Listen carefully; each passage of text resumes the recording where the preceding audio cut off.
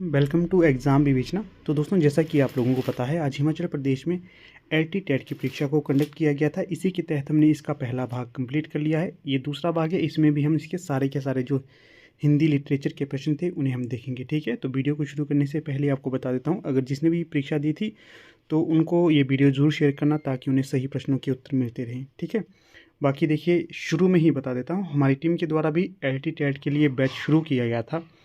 अधिक बच्चे नहीं थे, कम ही बच्चे थे, परंतु जिन्होंने भी बैच ज्वाइन किया था उन्हें कहता हूँ, ये देखिए जो 120 के आसपास प्रश्न आए थे इस परीक्षा में। ठीक है, मैं ना बोल के गारंटीड कह सकता हूँ कि 110 से 115 प्रश्न जो हमने लेक्चर आपको दिए थे उन्हीं से आए थे। इक्का दुक्का लगभग 5 प्रश्न के आसपास होंगे जो हमने नहीं करवाए होंगे, बाकी सारे के सारे 110 से 15 प्रश्न आए थे जो हमारे ऑनलाइन बैच से जुड़े हुए थे, उनसे ये प्रश्न पूछे गए थे। ठीक है, तो बड़ा अच्छा लगा मुझे ये प्रश्न पत्र देखकर कि ज़्यादा हार्ड नहीं था, जो हमने पढ़ाया था वहीं से आया था। अगर हार्ड भी होता तो जो बच्चे हमारे साथ एनरोल हुए थे वो उनको क्रैक कर लेते। ठीक है, इसी जो अभी यहाँ पर आज परीक्षा हो गई है, कुछ दिनों के पश्चात हमारा न्यू बैच शुरू होने वाला है एलटी टेट का। अगर आप लोगों ने जिन्होंने परीक्षा दी है उन्हें लगता है कि हमारा ये एग्ज़ाम अच्छा नहीं हुआ है, आप एनरोल होना चाहते हैं न्यू एलटी टेट के बैच में, तो यहाँ पर आपको नंबर बता देता हूँ। ये व्हाट्सएप नंबर दिया गया है 76 500 17 294। इस पे व्हाट्सएप करिए और एलटी टेट की कोई भी क्वेरी हो, अगर आप न्यू बैच में एनरोल होना चाहते हैं, अगर आपको पता चलता है कि आपकी परीक्षा अच्छी नहीं हुई, आपको लगता है कि आंसर की चेक करने के पश्चात आपका टेट नहीं हो रहा होगा, तो आप अवश्य हमारे जो बैच में एनरोल होइएगा। आपको हम बेहतर से बेहतरीन स्टडी करवाएंगे वहाँ पर। ठीक है, तो चलिए अधिक समय न लेते हुए शुरू करते हैं लेक्चर को। पीडीएफ इत्यादि के लिए आप हमारे टेलीग्राम और व्हाट्सएप ग्रुप के साथ जुड़िएगा, वहाँ पर आपको पीडीएफ सेंड कर दूंगा। फेसबुक पेज भी हमारा है, उस पर भी आप अपनी प्रतिक्रिया दे सकते हो। अधिक समय नहीं लेंगे, शुरू करते हैं प्रश्न पत्र को। कबीरदास का जन्म कब हुआ था? 1398 में। सूरदास, चलिए सीक्वेंस से करेंगे। विपात्र किस विधा की रचना है? तो जो विपात्र है ये उपन्यास विधा की रचना है। रामचरितमानस में कुल कितने कांड हैं? 7 कांड हैं। सूरदास के गुरु का क्या नाम था? सूरदास के गुरु का नाम क्या था? बल्बाचार्य। जो विट्ठलनाथ थे ये इनके पुत्र थे बल्बाचार्य के, और विट्ठलनाथ ने अष्टछाप की जो बैठक थी उसे शुरू किया था। ये सारे के सारे प्रश्न हमने डिस्कस किए हुए हैं, ऐसा एक भी प्रश्न नहीं बताऊंगा, जो होंगे वो बताऊंगा कि हमने डिस्कस नहीं किए थे। रसखान किस जाति से संबंधित थे? ये भी हमने आपको बताया था। ये जाति से तो मुसलमान थे, पठान मुसलमान थे ये, परंतु इन्होंने हिंदू धर्म भगवान श्री कृष्ण की भक्ति में ये लीन हो गए थे। बिहारी सतसई में कुल कितने दोहे हैं? तो बिहारी सतसई में जो दोहों की संख्या है 719। घनानंद किस काल के कवि हैं?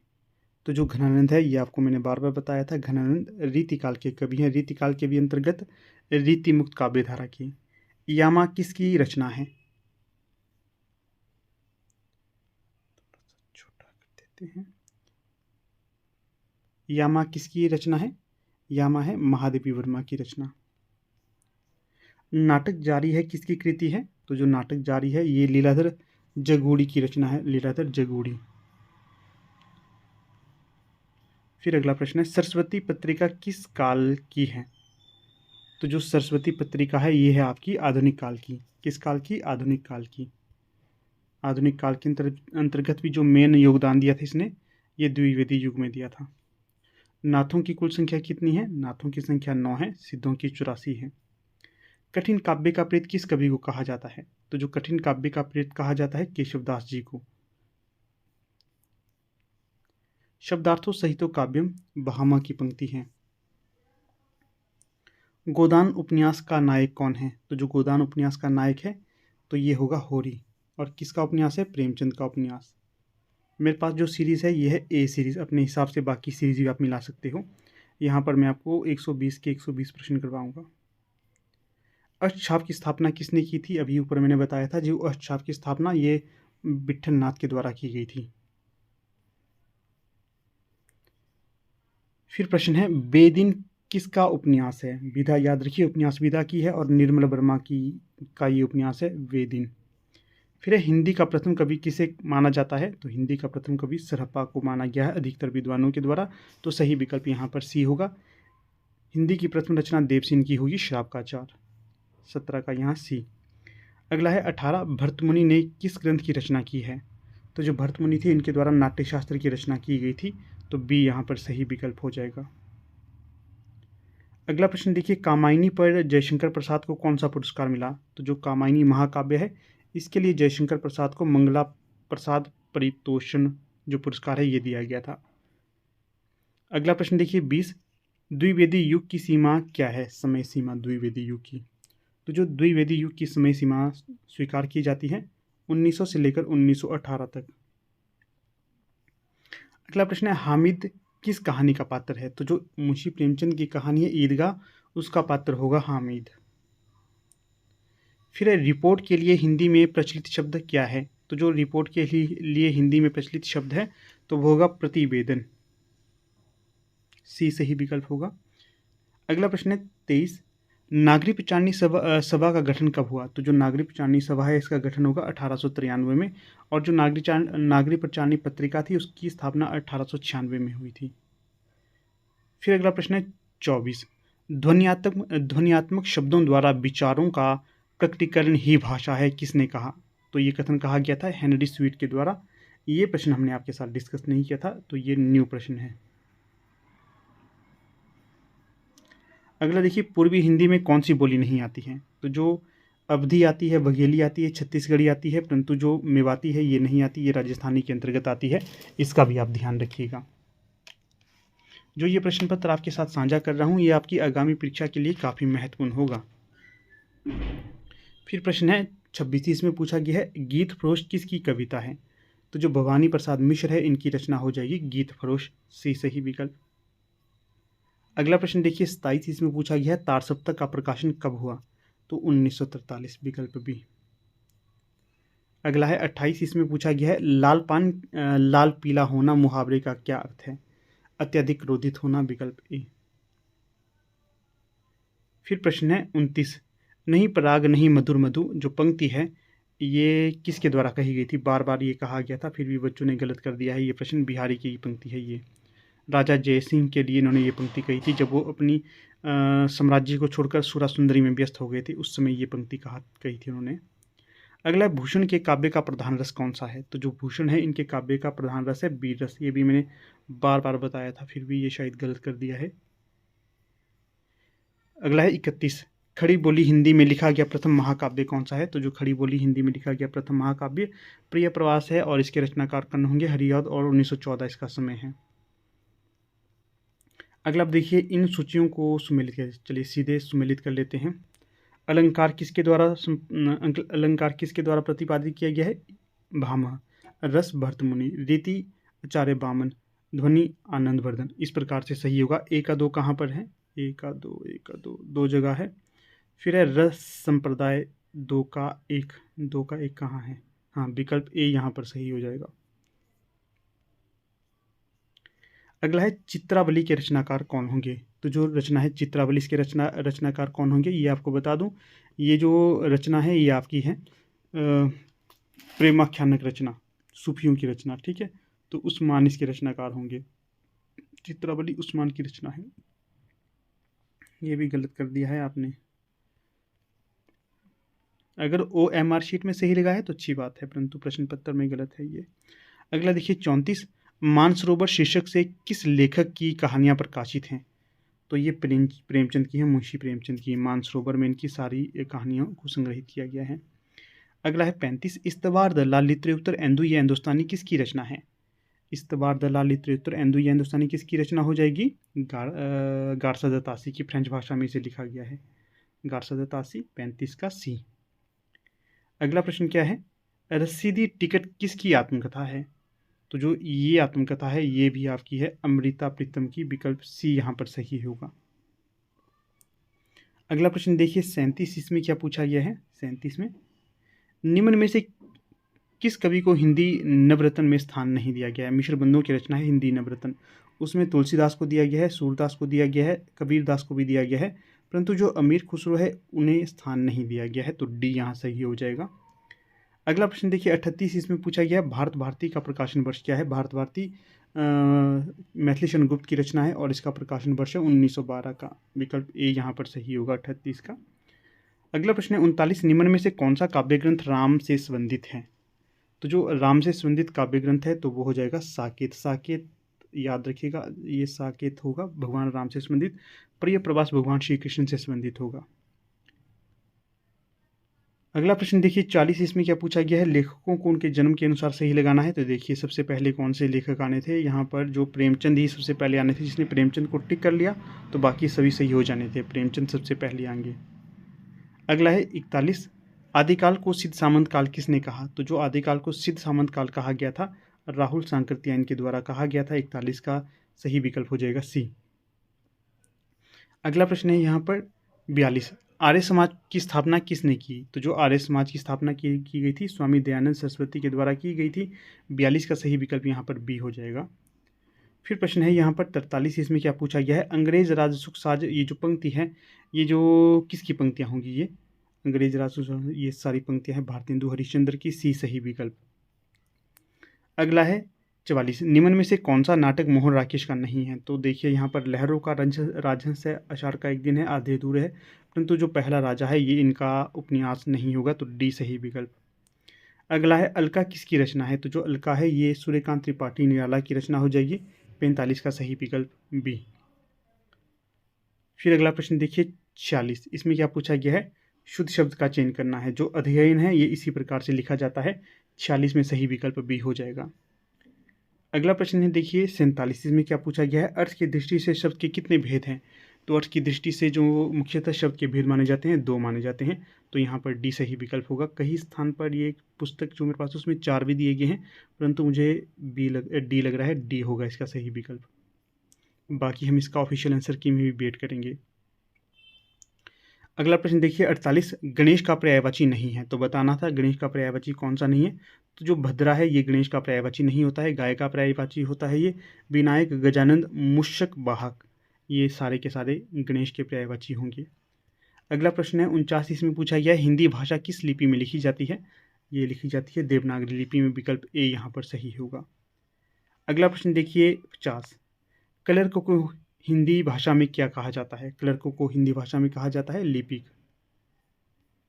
फिर प्रश्न है 51, इसमें क्या पूछा गया है, सरोज स्मृति कैसा काव्य है। तो जो सरोज स्मृति है ये सूर्यकांत त्रिपाठी निराला का शोक काव्य माना जाता है। इस काव्य में इन्होंने अपनी पुत्री सरोज की मृत्यु के पश्चात उनका वर्णन किया है, किस प्रकार से क्या क्या कष्ट निराला जी ने उनके लिए झेले थे और सरोज ने भी निराला जी के लिए क्या क्या कष्ट झेले थे, ये सारा वर्णित है। प्रश्न संख्या 52, कितनी नावों में कितनी बार रचना के लिए अज्ञे को कौन सा पुरस्कार मिला था। तो ये मिला था ज्ञानपीठ पुरस्कार। सही विकल्प 52 का सी हो जाएगा। फिर से देखिए यहाँ पर रिपीट करूँगा, अगर आप लोग LT टेट के न्यू बैच में एनरोल होना चाहते हैं जो जल्द ही आपके समक्ष शुरू कर दूंगा, तो कोई क्वेरी रहती है तो यहाँ पर आप कॉन्टैक्ट कर सकते हैं उस नंबर पर। नोट्स इत्यादि के लेने के लिए भी जो हमारे नोट्स थे ना उसमें भी उससे भी बहुत सारे प्रश्न रिपीट हुए थे, बहुत से प्रश्न। जिसने ढंग से पढ़ा होगा उसको पता होगा, अन्यथा आप लोग अनभिज्ञ होंगे। प्रश्न संख्या 53, मैथिल कोकिल किसका उपनाम है। तो जो विद्यापति है इनका उपनाम होगा मैथिल कोकिल, क्योंकि ये मैथिली में बहुत सी रचनाएं करते थे। अगला है 54, लक्ष्मीपुरा क्या है। तो जो लक्ष्मीपुरा है ये रिपोर्टाज विधा की रचना होगी। 54 का सही विकल्प बी। फिर प्रश्न है 55, हिंदी का प्रथम पत्रिका का नाम क्या है। हिंदी की प्रथम पत्रिका का क्या नाम है। तो ये होगा उदंत मार्तंड। ये कहाँ से निकली थी, बंगाल से, कलकत्ता से। अगला है 56, महेंद्र कुमारी किस लेखिका का नाम था। तो जो महेंद्र कुमारी के नाम से जानी जाती है मनु भंडारी। विकल्प डी। कवि समाज की स्थापना किसने की थी। ये प्रश्न भी हम पेंडिंग ही रखेंगे क्योंकि इसका कंफर्म उत्तर मुझे नहीं पता, क्योंकि कवि समाज की स्थापना जो विकल्पों के अनुसार ये तो मुझे कोई नहीं लग रहा है। बाकी जब ऑफिशियल आंसर की आएंगे तो हम इसे डिस्कस करेंगे। अगला देखिए दशरूपक नामक ग्रंथ किसका है। तो जो दशरूपक नामक ग्रंथ होगा ये हो जाएगा धनंजय का। विकल्प सी सही विकल्प।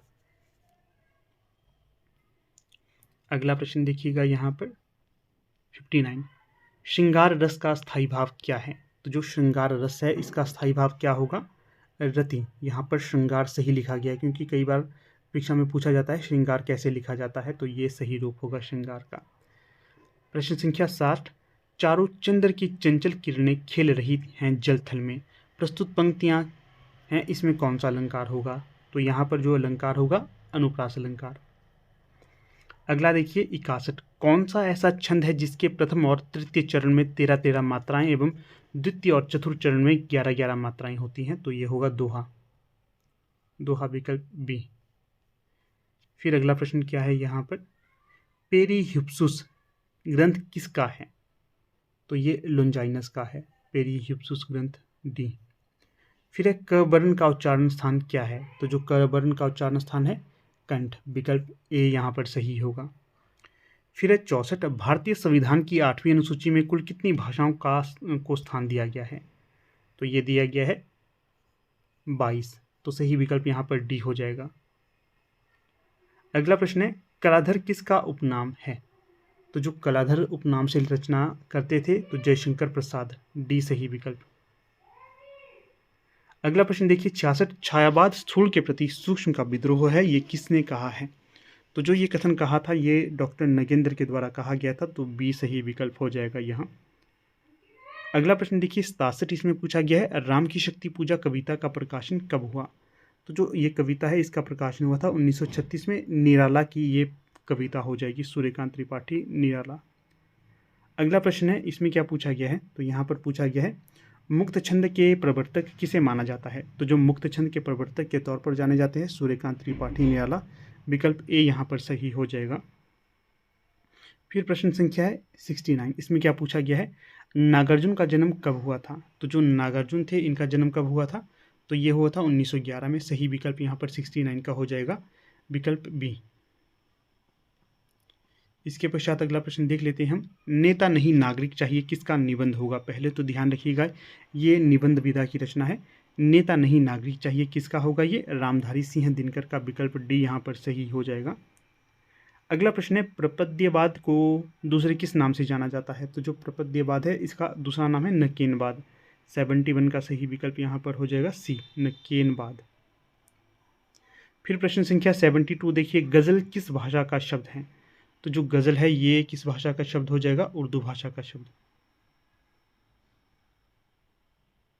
तो यहाँ पर ये आप इसमें करेक्शन करिए, जो गज़ल है ये उर्दू भाषा का नहीं है, अरबी भाषा का है, सी अरबी भाषा का है गज़ल, ठीक है। अगला है 73, रानी केतकी की कहानी किसकी रचना है? रानी केतकी की कहानी इंशा अल्लाह खां की रचना होगी, 73 का सही विकल्प यहाँ ए हो जाएगा। फिर प्रश्न है 74, ओम जय जगदीश हरे आरती किसके द्वारा रचित है? श्रद्धा राम फिलौरी के द्वारा। सारे के सारे प्रश्न दोस्तों रिपीटेड है, ठीक है, रिपीटेड। रूपक के कितने भेद माने जाते हैं? तो रूपक के माने जाते हैं 10 भेद।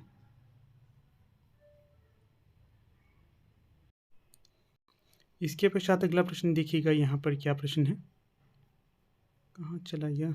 हाँ, रूपक के कितने भेद है? 10, तो सी सही विकल्प हो जाएगा। अगला प्रश्न क्या है, आपका बंटी क्या है? जो आपका बंटी उपन्यास होगा, सही विकल्प यहाँ पर होगा, विकल्प ए। फिर प्रश्न है, नमक का दरोगा कहानी के कहानीकार कौन है? नमक का दरोगा जो मुंशी प्रेमचंद की कहानी होगी, सही विकल्प यहाँ पर बी है, बी। फिर प्रश्न संख्या क्या है यहाँ पर, अजगर करे ना चाकरी, तो जो ये पंक्ति है ये मुल्लुक दास की होगी। फिर है, गीतांजलि किसकी रचना है? तो रविंद्रनाथ टैगोर की रचना हो जाएगी गीतांजलि। घासीराम कोतवाल नाटक किसका है? विजय तेंदुलकर का। फिर प्रश्न संख्या है यहाँ पर 81, विप्लव गायन किसकी कविता है? विकल्प ए। कथकली किस राज्य का लोक नृत्य है? केरल। कुंजू चंचलो, ये चंबा से संबंधित है, विकल्प डी। फिर है नचिकेता, जो ये कविता है कुंवर नारायण की, विकल्प ए। फिर क्या है 85, केदारनाथ सिंह का जन्म कब हुआ था? तो जो केदारनाथ सिंह है इनका जन्म हुआ था 1934 में, विकल्प ए यहाँ पर सही हो जाएगा, 1934। इन्हीं का जो आगे इनकी कविता भी होगी, हाँ कविता भी इनकी है, तो ये भी आपको बता देता हूँ। केदारनाथ सिंह को अकाल में सारस काव्य में के लिए कौन सा पुरस्कार मिला था? साहित्य अकादमी पुरस्कार 86 का बी। फिर है अज्ञे का पूरा नाम, बार बार बताया आपको इनका पूरा नाम, आपको याद होना चाहिए ये नाम। ये जो कविता है अगला 88, कालिदास सच सच बतलाना इंदुमती के मृत्यु शोक पर अजरोया या पंक्तियां किस कविता से ली गई है? कालिदास कविता से, विकल्प ए। फिर है साहित्य लहरी की रचना किसने की? ये की आपकी सूरदास के द्वारा। शेष महेश गणेश दिनेश, जो ये पंक्तियां हैं ये रसखान की होंगी। फिर अगला प्रश्न देखिएगा यहाँ पर 91, चंद्रयान चंदायन, चंद्रयान क्या लिखा है इन्होंने? चंदायन होना था यहाँ पर। ये किसकी रचना हो जाएगी चंदायन? तो चंदायन हो जाएगी मुल्ला दाऊद की रचना, तो विकल्प ए यहाँ पर सही विकल्प होगा। पद्मावत किसकी रचना है? पद्मावत जायसी की रचना है, मलिक मोहम्मद जायसी। फिर हरिवंश राय बच्चन की रचना कौन सी है? तो हरिवंश राय बच्चन की रचना हो जाएगी मधुशाला, मधुबाला, मधुकलश, ये तीनों। कबीर द्वारा रचित ग्रंथ का क्या नाम है? बीजक। इसमें इनकी वाणी को संकलित किया गया है, 3 भागों में है ये। कविता हमारे परिपूर्ण क्षणों की वाणी है, ये सुमित्रा नंदन पंत के द्वारा कहा गया था। तमस किसका उपन्यास है? तो जो भीष्म साहनी है इनका होगा तमस उपन्यास, ये सांप्रदायिकता पर आधारित उपन्यास है। अगला प्रश्न है 97, स्केच का पर्याय क्या है? तो स्केच का पर्याय होता है रेखाचित्र, विकल्प सी सही है। अंगद का पाँव किस प्रकार की रचना है? तो जो अंगद का पाँव होगा ये निबंध रचना है, निबंध विधा की रचना होगी, विकल्प ए सही है। फिर अगला जो प्रश्न है यहाँ पर झूठा सच उपन्यास के लेखक कौन होंगे? यशपाल, 2 भागों में है ये। मुख से निकली हुई सार्थक ध्वनि को शब्द कहा जाता है, विकल्प बी सही होगा। फिर है 101, आधुनिक युग की मीरा किसे कहा जाता है? महादेवी वर्मा को। दक्षिण भारत की मीरा किसे कहा जाता है? ये आप बताइएगा। 102, हीरामन तोता किस ग्रंथ का पात्र है? हीरामन तोता पद्मावत का पात्र होगा, विकल्प बी सही है, जायसी की रचना है ये। फिर प्रश्न है 103, सत्यवती कथा किसकी रचना है? ये ईश्वरदास की रचना हो जाएगी। अगला प्रश्न देखिए 104 इसमें पूछा गया है असत्य युग्म कौन सा है यहाँ पर? तो देखिए अज्ञे कलगी बाजरी की सही है, नागार्जुन अकाल और उसके बाद सही है। एक रंग का राग, ये मुक्तिबोध की रचना सही है। शमशेर बहादुर सिंह की रचना नहीं होगी, कालिदास, विकल्प डी यहाँ पर संगत होगा। अगला है आरोही क्रम में लगाना था, यहाँ पर जो हम आरोही क्रम में कालों को लगाएंगे तो विकल्प ए सही होगा। सबसे पहले भारतेंदु युग, फिर द्विवेदी युग, फिर छायावाद और अंत में प्रयोगवाद, विकल्प के अनुसार सही होगा विकल्प ए। अगला प्रश्न है 106, रीतिकाल को कलाकाल किसने कहा? तो जो रीतिकाल को कलाकाल कहा गया था डॉक्टर रमाशंकर शुक्ल रसाल के द्वारा। अगला प्रश्न देखिए 107 इसमें पूछा गया है कौन सा कवि रीति मुक्त काव्यधारा से संबंधित नहीं है? तो जो रीति मुक्त काव्यधारा से संबंधित नहीं होगा विकल्प के अनुसार तो वो होगा विकल्प डी बिहारी। आलम, घनानंद, बोधा, ये तीनों तो हैं। सुख सागर तरंग किसकी रचना है? तो देव की रचना हो जाएगी सुख सागर तरंग। इसके पश्चात है 109, इसमें पूछा गया है सही युग्म का चयन करना है। तोड़ती पत्थर कविता विधा की रचना है। दुर्दशा उपन्यास नहीं है। भारत दुर्दशा गोदान उपन्यास है। पल्लव जो कविता है ये भी।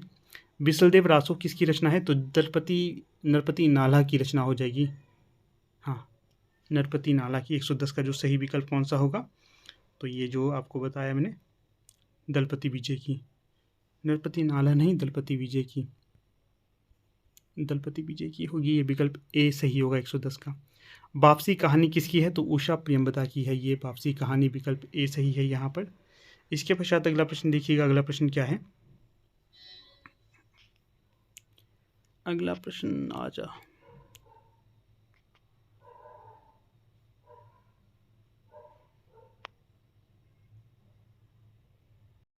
पंक्ति क्या है? केवल मनोरंजन ना कवि का कर्म होना चाहिए। जो पंक्तियां हैं ये किसकी होंगी? मैथिली शरण गुप्त की होंगी, विकल्प डी यहाँ पर सही हो जाएगा। कुंडलिया छंद में कितनी मात्राएं होती हैं? 24 मात्राएं होती है, विकल्प ए। अंधा युग के रचनाकार कौन है? धर्मवीर भारती है अंधा युग के रचनाकार, विकल्प बी। फिर प्रश्न संख्या क्या है? अगला, पुष्प की अभिलाषा किसकी रचना है? ये माखनलाल चतुर्वेदी की रचना हो जाएगी, सी सही विकल्प। अगला है कामायनी में कुल कितने सर्ग है? कामायनी में 15 सर्ग है, ये आपको बार बार बताया था। कलम का सिपाही, ये जो जीवनी है ये मुंशी प्रेमचंद पे लिखी गई है उनके पुत्र अमृत राय के द्वारा। फिर है अगला प्रश्न कौन सा? संदेश रासक, ये आदिकाल की रचना है, ठीक है, अब्दुल रहमान की, विकल्प डी सही है।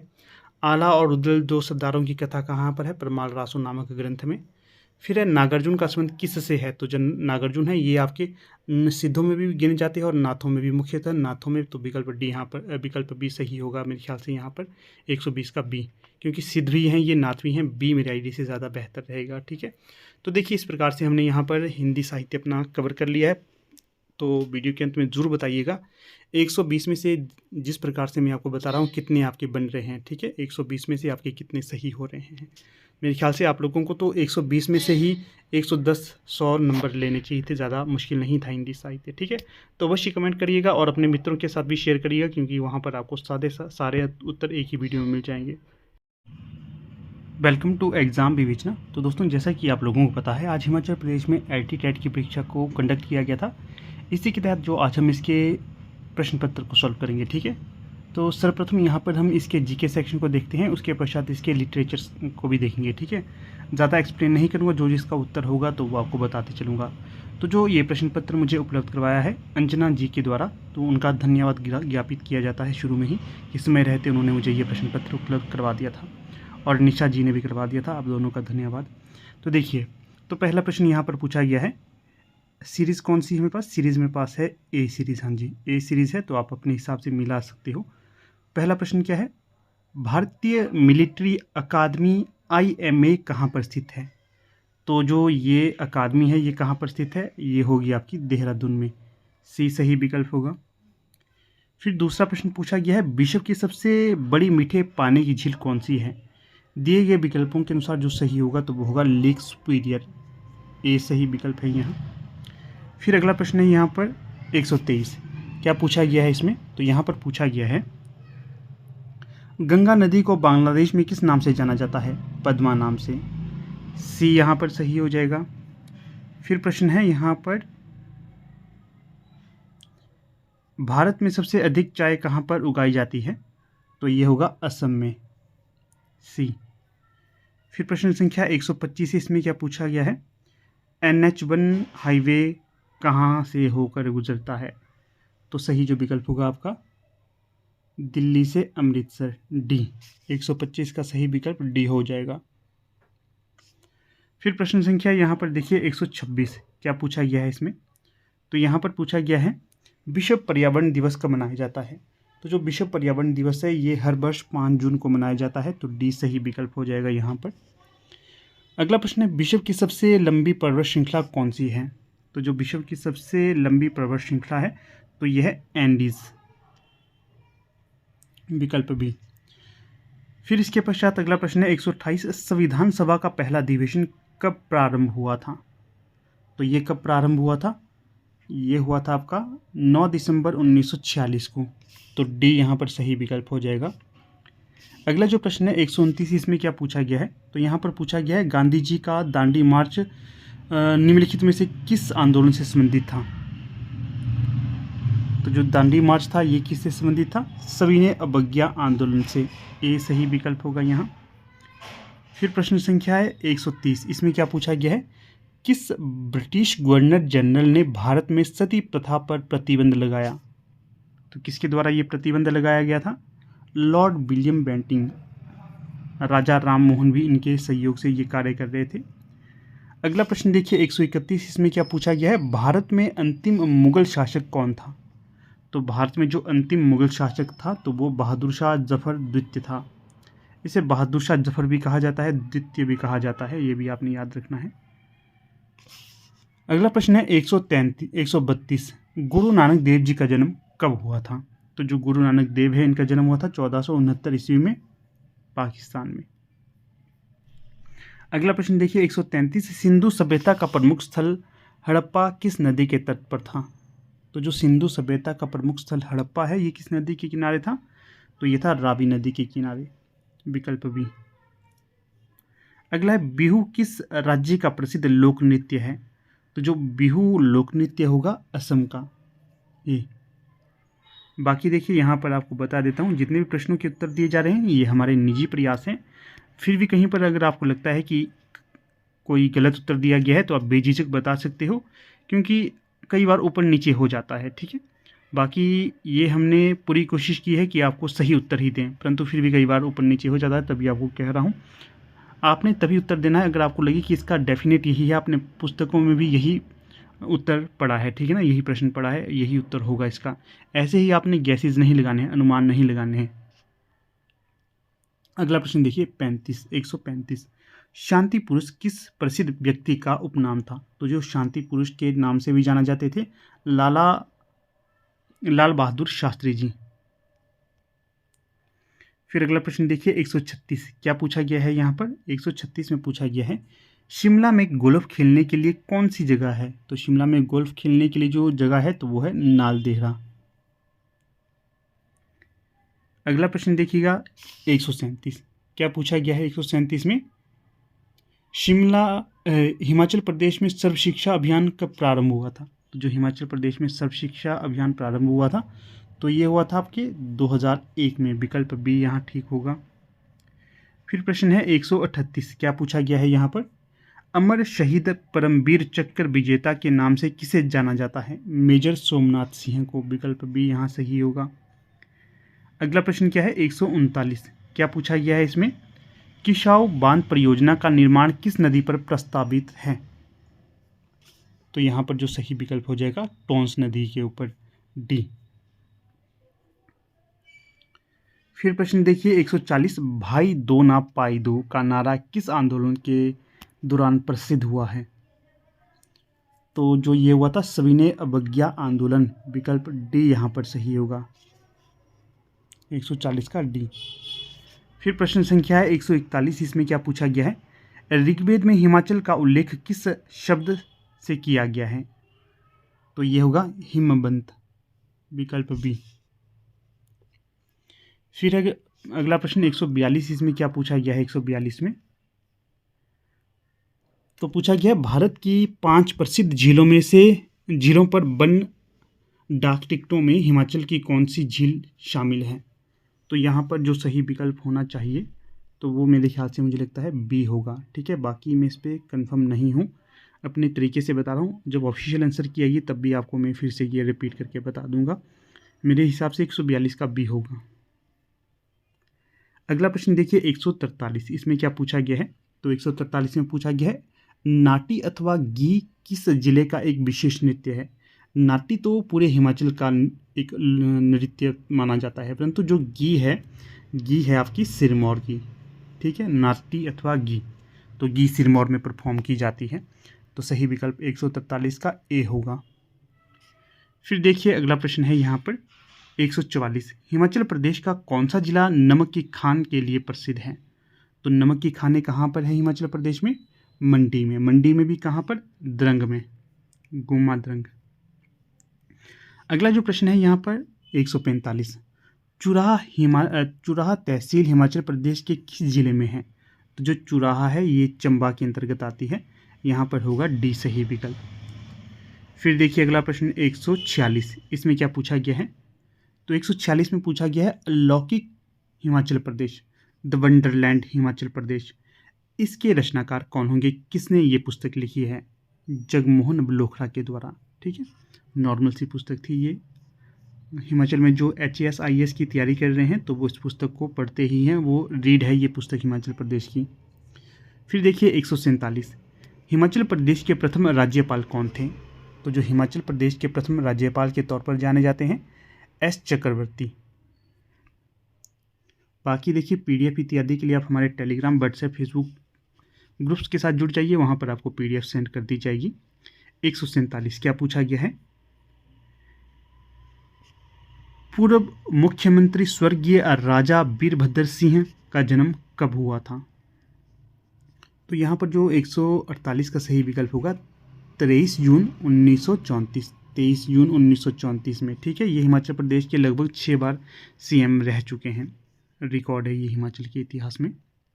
फिर देखिए 149। इसमें क्या पूछा है? हिमाचल प्रदेश में प्रथम विधानसभा किस वर्ष अस्तित्व में आई? तो ये कब आई थी? 1952 में। तो 149 का सही विकल्प होगा सी, 1949। हाँ, इसी के साथ आप लोग ये भी बताइएगा कि आपको जो हमने ये प्रश्न आपके साथ डिस्कस किए, यहाँ पर 30 प्रश्न, इनमें से कितने आपके सही हो रहे हैं, और जो दूसरा पार्ट होगा उसका भी आप बता दीजिएगा। क्योंकि बड़ा मैटर करता है जीके, क्योंकि जीके आपका अगर अच्छे से नहीं गया होगा तो आगे पीछे भी हो जाता है। परंतु उत्तर ओवरऑल ओके ही था, ज़्यादा मुश्किल भी नहीं था, ज़्यादा ईजी भी नहीं था आपका ये प्रश्न पत्र। देखिए 150, मलाना गांव हिमाचल प्रदेश के किस जिले में स्थित है? तो जो मलाना है ये कुल्लू में स्थित है, डिस्ट्रिक्ट कुल्लू में स्थित